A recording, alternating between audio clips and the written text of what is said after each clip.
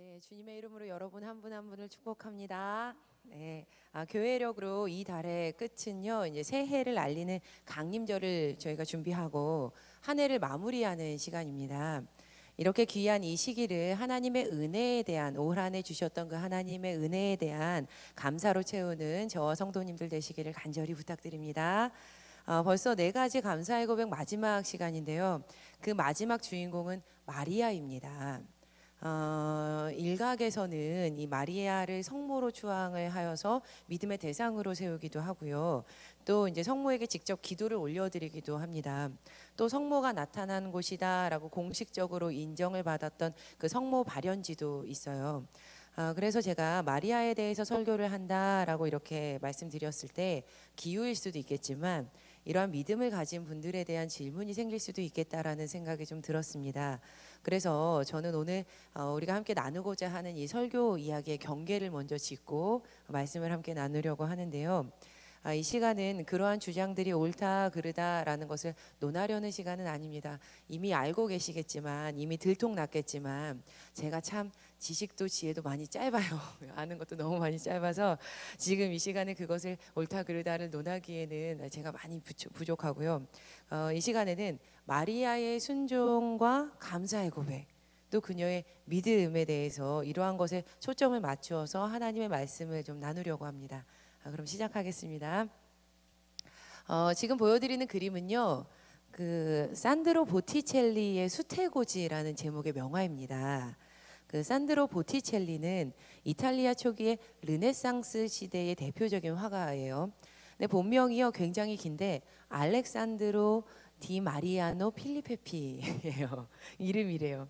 근데 보티첼리라는 이름으로 우리에게 보다 더 잘 알려져 있습니다.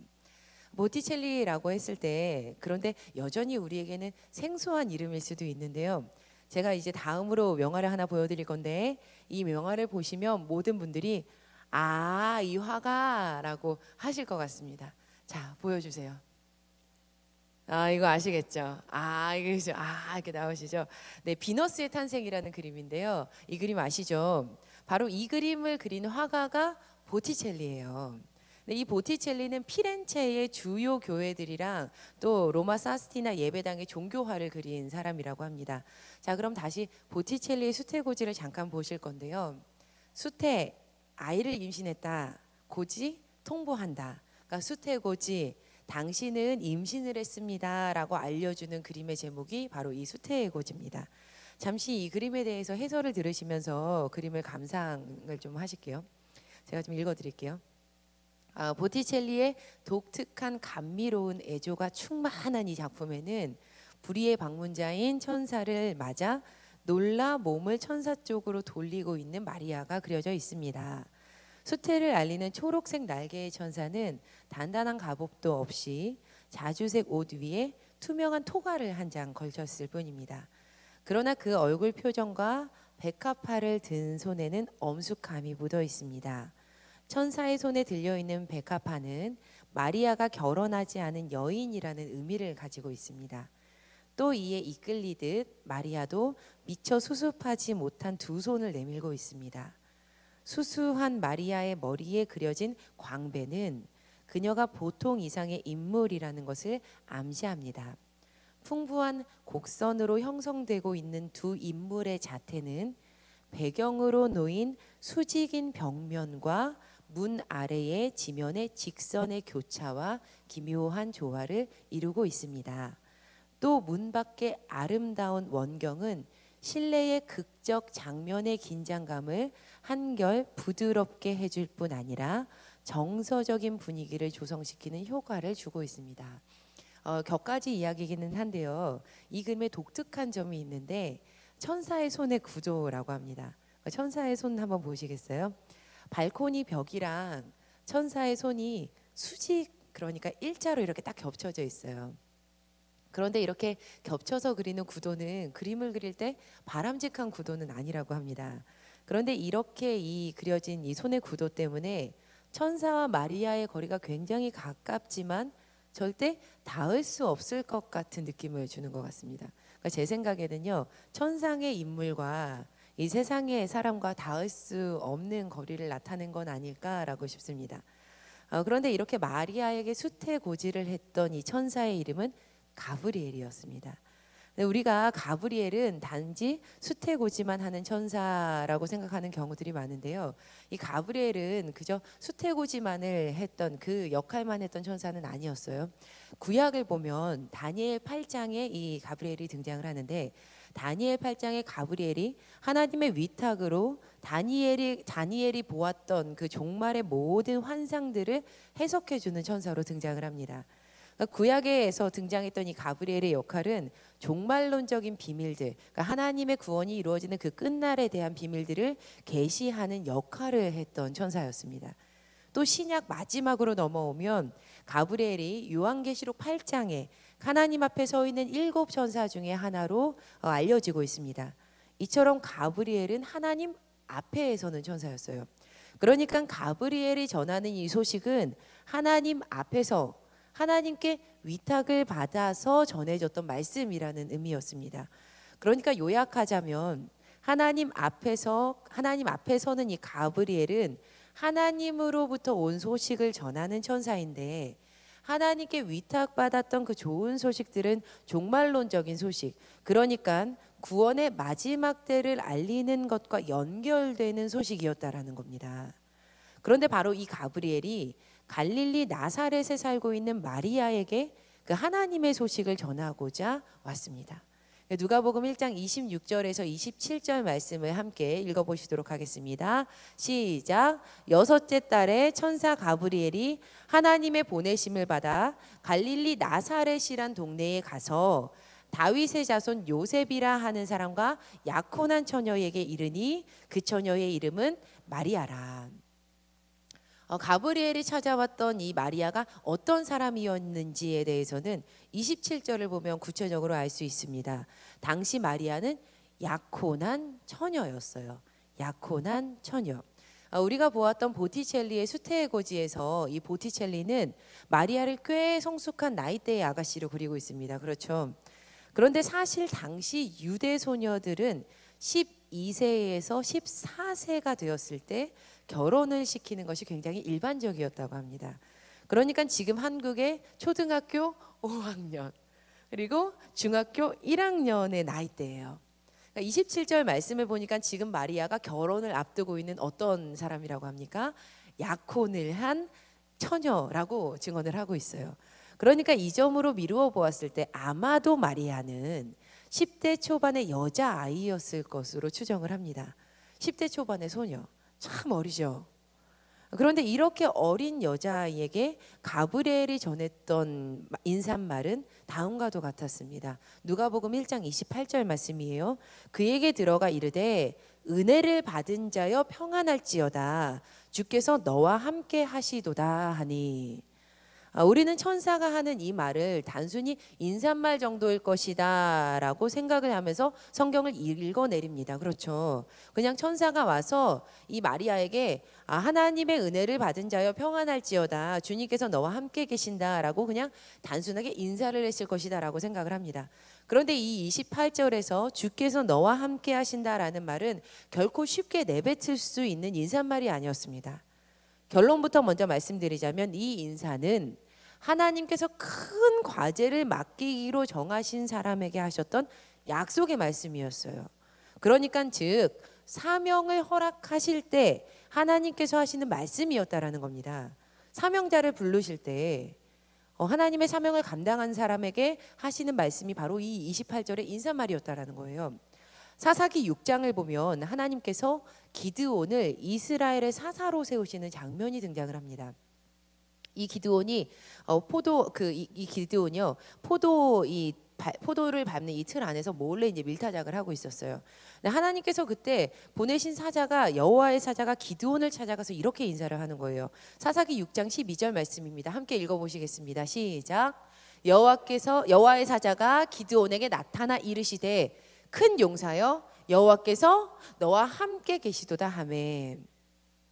여호와께서 너와 함께 계시도다. 하나님께서 기드온을 세우시면서 그에게 큰 사명을 허락하실 때 하셨던 말씀이 오늘 본문에서 마리아에게 수태를 고지하며 하셨던 말씀과 일치합니다. 하나님께서 너와 함께 하신다. 하나님께서 이렇게 말씀하셨던 이유는 사명은 반드시 함께 하나님께서 함께 계셔야지만 감당이 가능한 일이기 때문이 아닐까 싶습니다. 이 사명 받은 분들은요, 하나님이 함께 하시지 않으면 그 일을 감당할 수가 없어요라고 고백들을 많이 하시죠. 그러니까 사명은 하나님께서 반드시 함께 하셔야만 감당이 가능한 일이에요. 그래서 이렇게 말씀하셨던 것 같습니다. 그리고 또 여기에 한 가지를 더 추가하면요, 가브리엘이 마리아에게 전했던 이 하나님의 말씀과 또 가브리엘이 제사장 사가랴에게 전했던 하나님의 말씀을 같이 비교를 해보면 마리아에게 전한 이 인사말이 결코 가벼운 것이 아니었음을 더 잘 알 수 있습니다. 사실 가브리엘이 이 마리아를 찾아오기 전에 제사장 사가랴를 찾아갔거든요. 가브리엘은 이 노인이었던 사가랴에게 하나님께서 전하시는 좋은 소식을 알렸습니다. 그 소식은 바로 아이를 낳아 기를 수 없었던 노파, 그의 아내 늙은 여인 엘리사벳이 요한을 임신할 것이다 라는 예언이었어요. 이 엘리사벳에게도 수태고지를 하고 이제 돌아온 거였죠. 그런데 그때 가브리엘은 이렇게만 전합니다. 누가복음 1장 13절을 세번역 말씀으로 보면요, 천사가, 그러니까 여기서 천사는 가브리엘이죠. 그에게, 여긴 사가랴예요. 그에게 말하였다. 사가랴야, 두려워하지 말아라. 내 간구를 주님께서 들어주셨다. 내 아내 엘리사벳이 너에게 아들을 낳아줄 것이니 그 이름을 요한이라고 하여라. 하나님께서 이 요한의 수태를 알리신 이유가요, 간절히 기도했던 그 사가랴의 기도를 들으셨기 때문이라는 거예요. 그러니까 사가랴가 하나님께 간절히 간구했기 때문에 하나님께서 그것을 들으시고 그래 알겠어 라고 수태를 고지하셨다라는 겁니다. 그런데 마리아의 경우는 전혀 다릅니다. 마리아가 들었던 하나님의 말씀은 전적으로 하나님의 주도권적인 일하심에 의한 것이었습니다. 주도적으로 마리아에게 사명을 주시는 하나님의 말씀이었다라는 것이죠. 한 번 더 강조하자면 하나님께서 가브리엘을 통해서 마리아에게 하셨던, 마리아와 함께 하시겠다라고 하셨던 전하셨던 이 말씀은 하나님께서 10대 초반 어린 소녀 마리아에게 큰 사명을 주시겠다라는 엄청난 소식이었던 겁니다. 그리고 이렇게 마리아가 받았던 그 하나님께로부터 받았던 사명은 하나님께 은혜를 받은 것이었다고 성경은 증언을 하고 있어요. 가브리엘이 마리아에게 2번이나 반복해서 은혜를 받은 자여라고 이야기를 하거든요. 성경에서 반복한다는 것은 무슨 뜻인지 아시죠? 반복은 중요하다는 거예요. 굉장히 중요하다는 거예요. 그런데 몇 절 걸치지 않아서 2번이나 이 말씀이 반복이 되고 있어요. 누가복음 1장 28절과 누가복음 1장 30절 말씀인데요, 이렇게 이야기를 하죠. 그에게 들어가 이르되 은혜를 받은 자여 평안할지어다. 주께서 너와 함께 하시도다 하니. 30절 말씀에 또 이렇게 이야기합니다. 2절 건넜는데요. 천사가 이르되 마리아여 무서워하지 말라. 내가 하나님께 은혜를 입었느니라. 가브리엘은 누가복음 1장 28절에서도 누가복음 1장 30절에서도 마리아에게 하나님께 당신은 은혜를 입었습니다 라고 이렇게 이야기를 합니다. 그런데 도대체 마리아가 그 말이 무슨 뜻일까, 도대체 이 은혜가 도대체 무슨 뜻일까 궁금해했다고 성경에서 증언이 돼요. 그렇다면 우리가 하나님의 말씀을 통해서 과연 이 내용이 은혜로운 것인지, 진짜 정말 은혜로운 것인지 좀 살펴봤으면 좋겠습니다.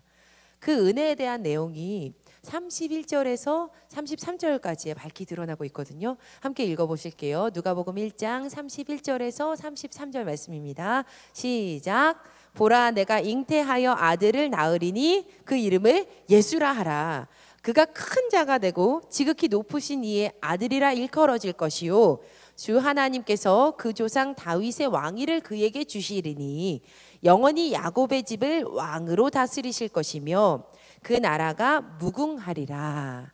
아멘. 여러분 아멘이세요? 정말 아멘이세요?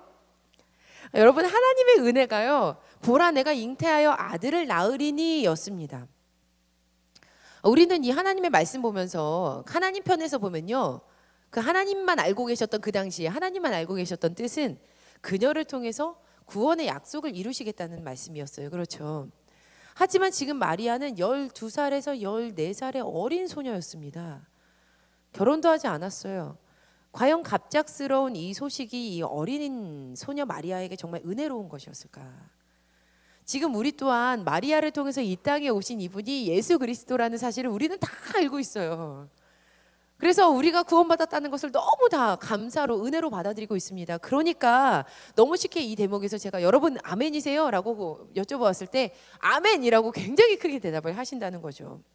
우리는 한치도 의심하지 않고 아멘이라고 읽으면서 아멘이라고 외치면서 성경 말씀을 읽습니다.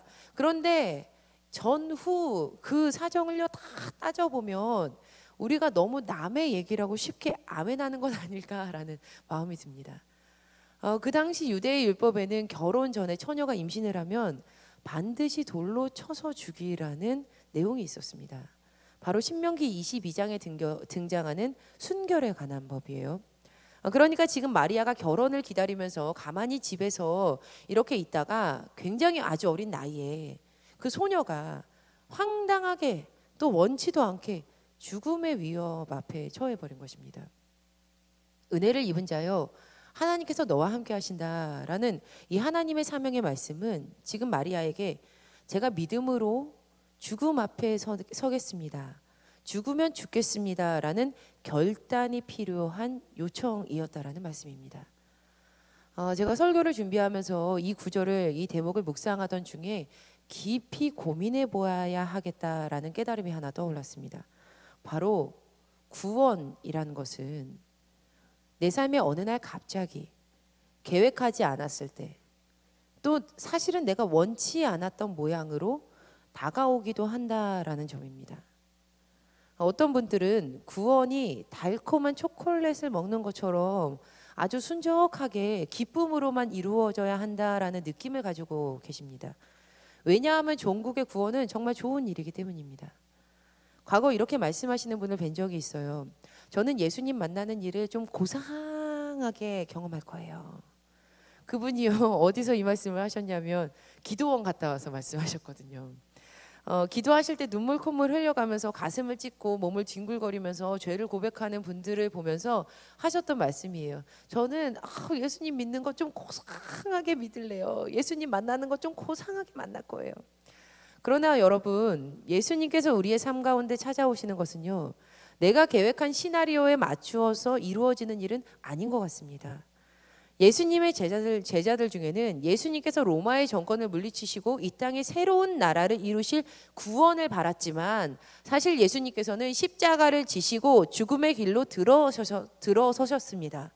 아쉽지만 필히 구원은 우리의 삶의 절망과 죄악을 보는 것 앞에 우리를 서게 합니다. 그 일은 참혹하고 마치 내가 지금 돌에 맞아 죽을 것 같은 느낌을 우리에게 주기도 합니다.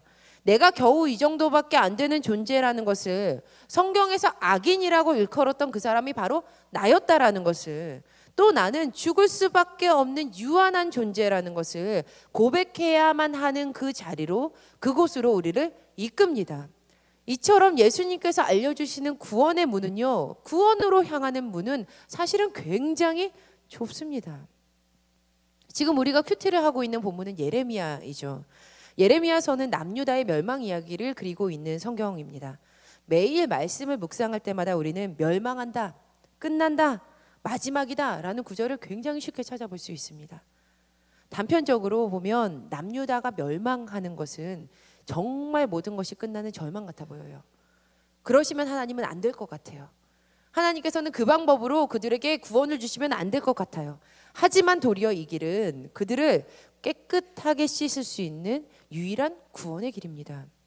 오늘 본문에서 구원자 예수님의 오심의 첫 단추는, 이 땅 가운데 구원자 예수님께서 오셨던 그 첫 단추는 마리아에게 임했던, 어린 소녀 마리아에게 임했던 어느 날 갑자기 계획하지 않았던, 원치 않았던 모습의 사건이었습니다. 어찌 보면 어린 소녀의 생이 끝날 수도 있는 죽음의 날입니다. 하지만 사실은 결코 그렇지 않았죠. 할렐루야, 아멘. 처음 마리아가 이렇게 황당하게 그지없는 소식을 듣고 가브리엘에게 이렇게 질문을 합니다. 누가복음 1장 34절에 그가 이렇게 질문해요. 나는 남자를 알지 못하는데 어떻게 이런 일이 있겠습니까? 마리아가 이성적으로 이해가 되지 않았습니다. 저는 남자를 알지 못합니다. 우리도 이성적으로 이해가 되지 않습니다. 바로 이 점이 많은 사람들의 발목을 잡습니다. 마리아가 동정녀로서 예수님을 수태한 사건에 대해서 굉장히 비판적인 질문들이 많습니다. 하나님의 초자연적인 능력에 대해서 반감을 가지고 있는 그 반감에서 파생된 질문들이죠. 그런데 안타깝게도 많은 신학자들이 결론을 내렸는데 이 질문을 한 사람들을 완벽하게 이해시키고 완전하게 충족시킬 수 있는 대답은 없다라는 겁니다. 뾰족한 대답을 찾을 수가 없다라는 거예요. 하지만 우리가 대답할 수 있는 바는 있는데 전혀 다른 각도로 시각을 돌리라는 요청입니다. 이 말씀은 전혀 다른 방향에서 해석이 되어야만 합니다. 우리는 이 말씀을 마리아의 소명의 관점에서 이해해야만 합니다. 바로 지금 이 문맥에서 자신의 상태에 대한 그녀의 질문은 그녀가 반드시 기적에 의해서만 극복되어야 하는 그 소명을 이루기 위해 자신은 가장 큰 장애물을 가진 존재가 바로 자신이다라는 고백을 하고 있는 마리아의 모습을 우리가 보아야 한다라는 겁니다. 그러니까 정리하자면 제 자신을 보았을 때 이 일을 이루기에는 사명을 이루기에는 저에게 큰 장애물이 있습니다라고 고백하는 것으로 마리아를 보아야 한다라는 것이죠. 사실 우리에게 구원이 이루어진다라는 말씀이 가당하기나 한 말씀입니까? 우리가 우리 자신을 보았을 때 우리가 진짜 구원을 받아 마땅한 사람들인가요? 우리가 정말 우리의 죄가 사해지고 믿음으로 예수님 믿습니다라는 이 고백 하나로 우리가 구원을 받는다는 것, 우리의 죄가 사라진다라는 것이 정말 가능한 일이냐는 질문입니다. 그렇지만 사람은 불가능하나 하나님은 하실 수 있다라고 성경은 우리에게 알려주고 있습니다.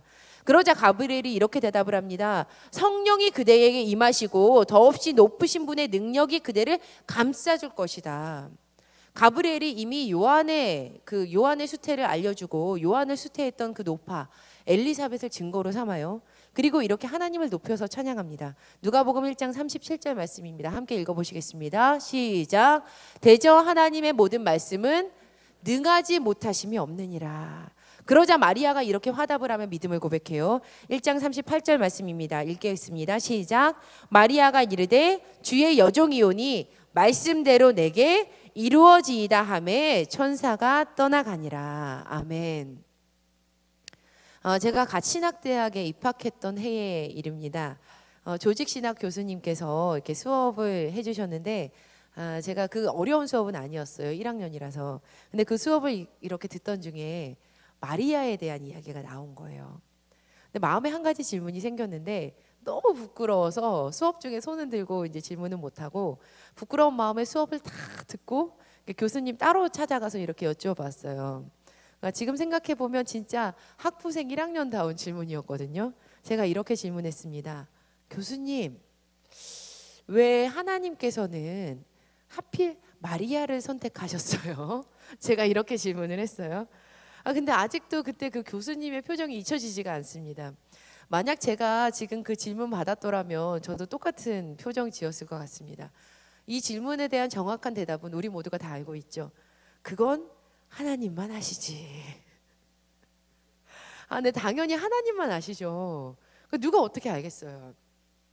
그런데 교수님은 교수님이시더라고요. 이렇게 저에게 대답해 주셨습니다. 누가복음 1장에 마리아 찬가를 한번 읽어봐.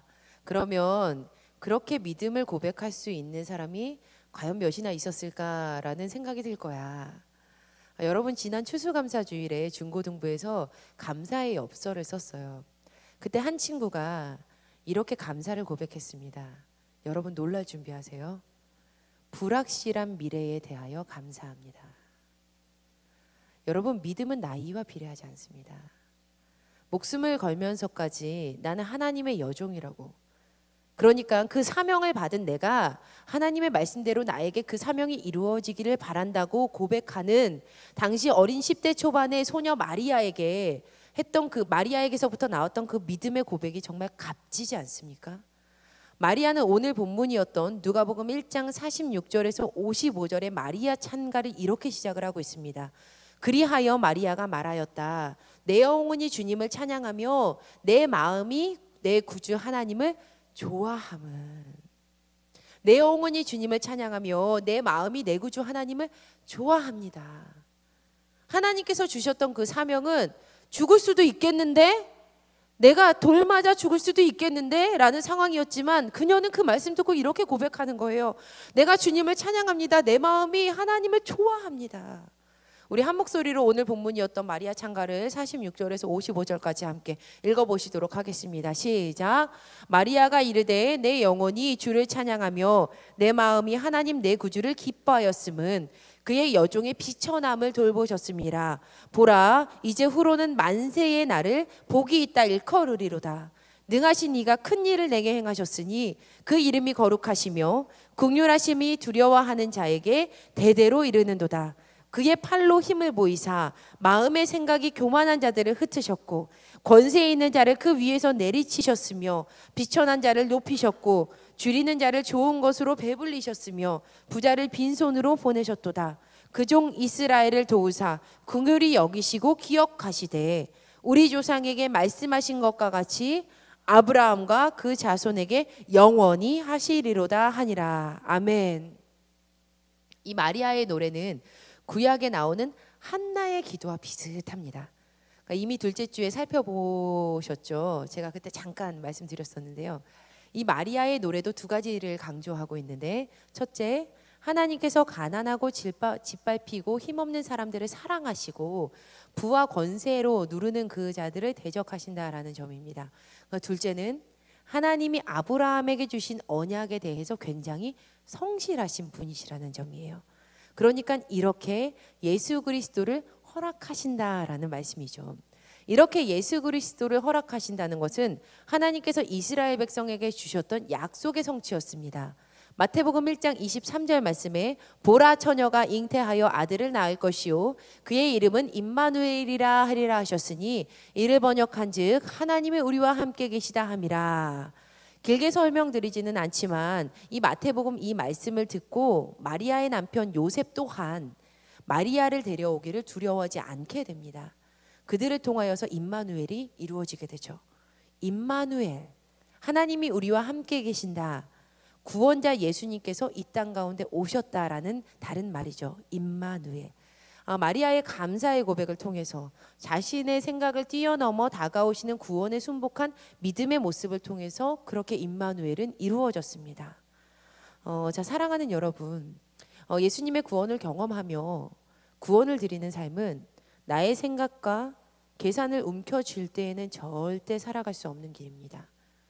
하나님의 뜻대로, 하나님께서 원하시는 모습대로 불확실해도 죽음 같아 보여도 우리의 삶에 다가오는 그 구원의 역사에 감사를 고백하면서 순종할 때에야만 경험할 수 있는 은혜의 사건입니다.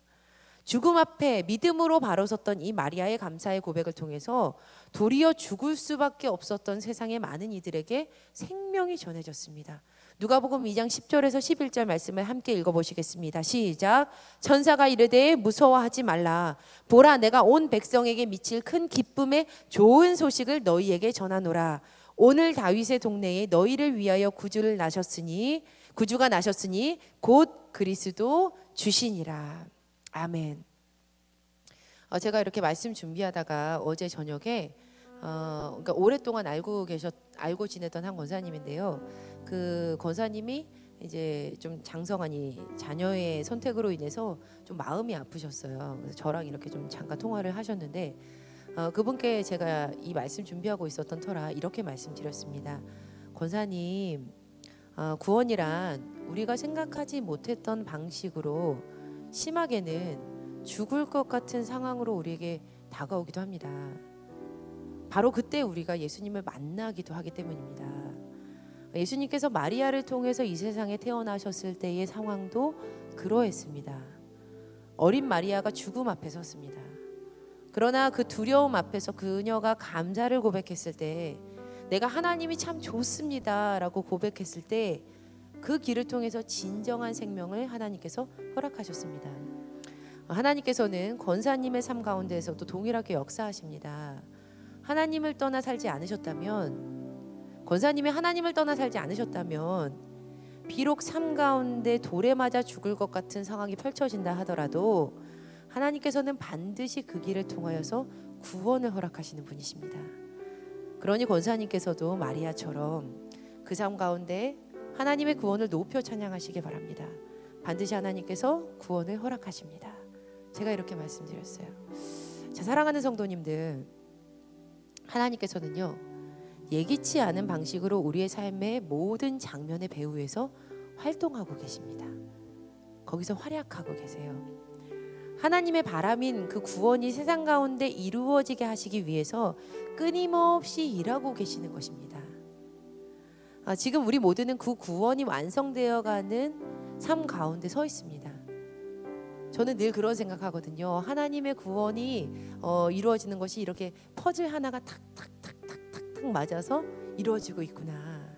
슬픈 일, 기쁜 일, 어려운 일, 관계, 어려움 탁탁탁탁 맞아서 구원이 이루어지는구나. 그러니까 그 순간을요, 그냥 흘려보내지 마시기 바랍니다. 믿음의 눈으로 그 일들을 바라보시기를 간절히 부탁드립니다. 하나님의 구원의 역사가 이루어지고 있는 기막힌 때예요. 하나님의 구원의 역사는 내 삶 가운데 어느 날 갑자기 계획하지 않았을 때 또는 원치 않았던 모양으로 돌에 맞아 죽을 것 같은 모습으로 다가오기도 합니다. 그런데 그 앞에 서게 되었을 때 우리 모두가 마리아처럼 감사를 고백하고 믿음으로 반응하시기를 간절히 축원합니다. 마지막으로 함께 우리 마리아처럼 구원을 이루신 그 구원을 이루어가고 계시고 이미 이루실 그 하나님께 믿음의 감사의 찬양 드렸으면 합니다. 우리 같이 함께 화면을 보시고 한 목소리로 하나님 높여드리기를 원합니다. 시작. 내 영혼이 주님을 찬양하며 내 마음이 내 구주 하나님을 좋아합니다. 그 하나님께서 우리의 고백대로 우리의 삶 가운데 구원을 이루실 줄 믿습니다.